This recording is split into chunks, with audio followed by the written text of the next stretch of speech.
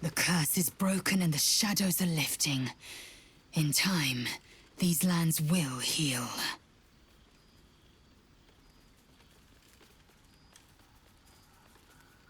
Once again, your mind opens to Lae'zel, and she considers the disc.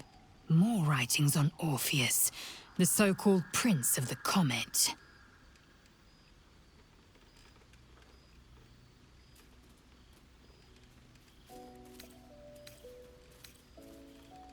Good. Let that be the end of it.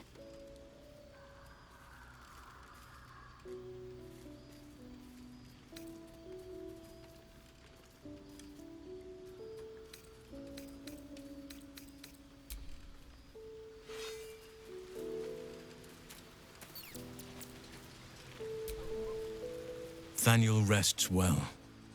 He's healing very rapidly, now that Oliver has returned to him.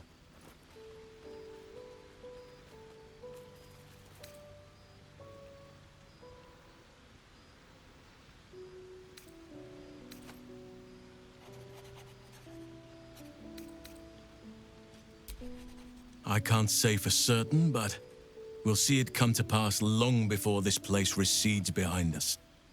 Don't worry. All is at hand. We can depart whenever you're ready.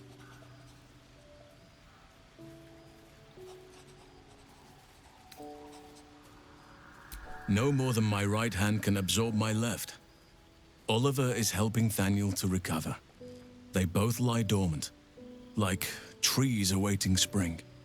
Once the curse is lifted, they can stand as one or as a pair. Whatever they wish. I hope they will remain as a pair. It will be good for them both to have a friend, once I'm gone. Still, I would like to return here someday. See Thaniel and Oliver again. In my meditations, or perhaps in person, if the Oak Father wills it.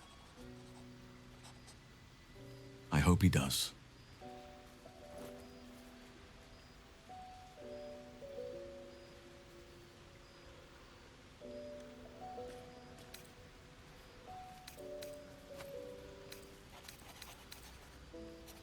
I knew I could put my faith in you.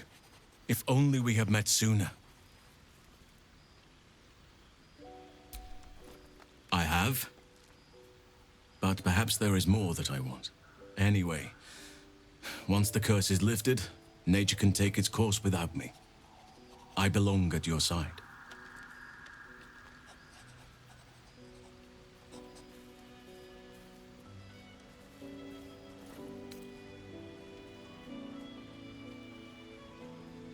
Not what, who,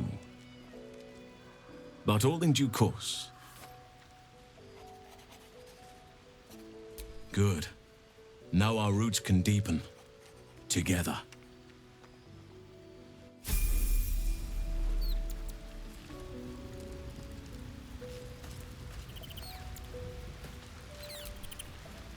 The shadows are losing their grip on these lands. Shah can indeed be thwarted. Comforting to know. You wanted something?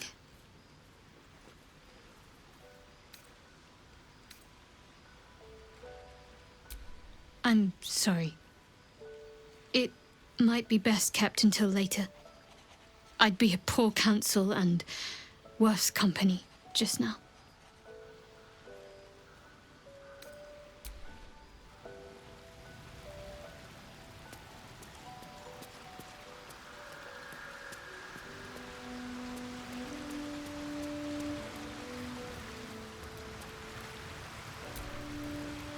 Gods be damned. With that parasite in his brain, Father could wreak untold havoc in the Absolute's name. Should Baldur's Gate fall to the Absolute, every one of the coast cities will be ripe for the plucking. We're not just fighting for our cure, we're fighting for my father. We're fighting for the Gate. We're fighting for all of Faerun.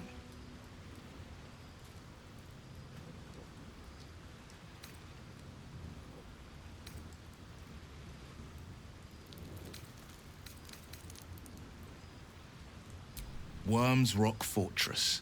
All travelers to Baldur's Gate flow through it. It serves as headquarters for the Flaming Fist, and their commander, my father. The Absolute's army's on the march. Gods forbid a tadpoled Grand Duke throw open the gates for them.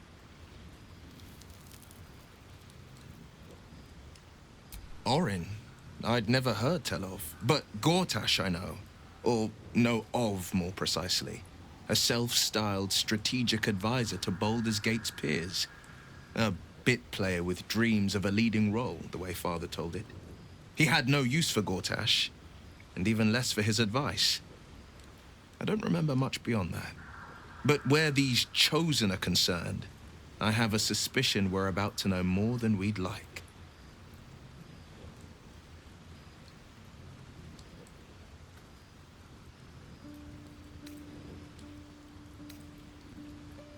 Yes, but first a question. If your home were under siege, what would you sacrifice to save it?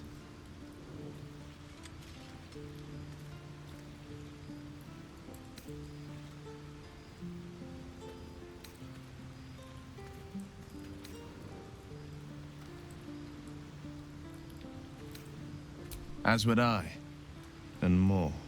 I was 17. Father, older Ravengard, had just been named a Grand Duke and was called away to Elturel to help settle a dispute. That's when the cult of the dragon made its move.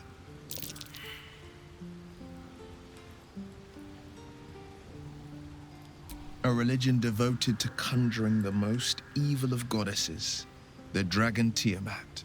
A 10-day after Father left, I heard a whisper as I slept. Duskhawk Hill. The Queen of Chaos awakens. Go alone. I grabbed a rapier and set out. There wasn't a cloud in the sky, yet not a single star was shining. There they were, gathered at the foot of the hill. Your head tingles. Wyll wants to show you what happened.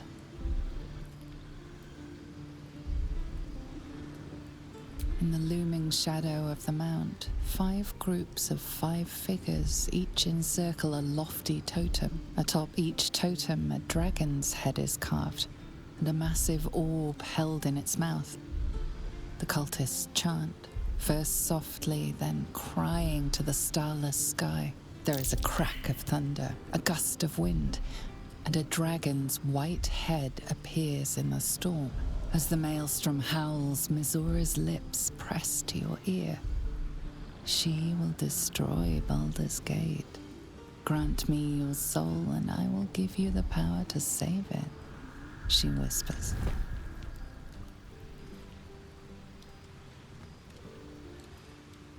She read the terms while 2 devils stood witness, and I said yes. 1 soul for 1 city.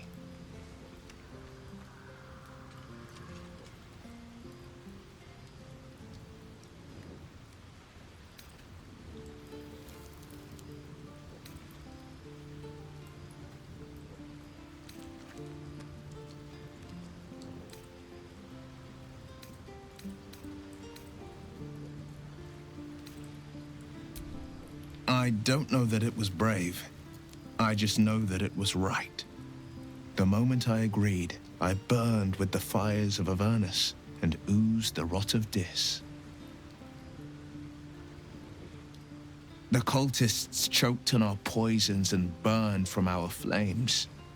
When we were done, all that remained were 5 greyed orbs atop a pile of ash. My soul was bound, and my lips were sealed.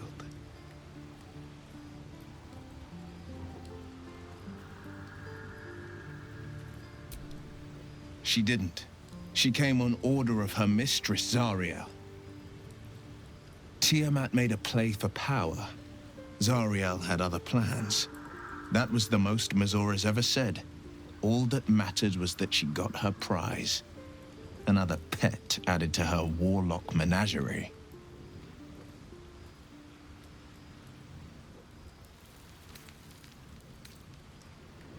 It is the one scar I ever bore of it. Mizora replaced it with a sending stone. She uses it to track my location and speak from a distance. I could flee to the spine of the world, for the depths of the lower dark and still never shake her.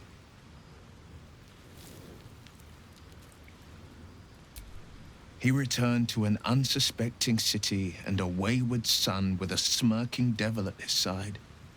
I tried to tell him the truth, but my mouth couldn't form the words.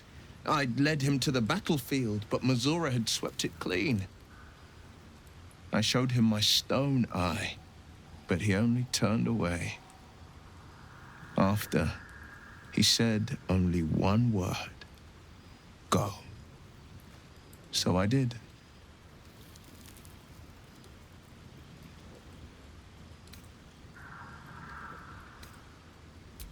I understand.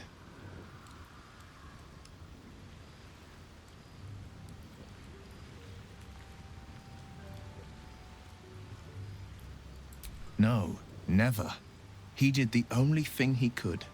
In his eyes, I invited a devil into our midst. I was a fool at best, a traitor at worst, and Grand Duke Ravengard suffers neither.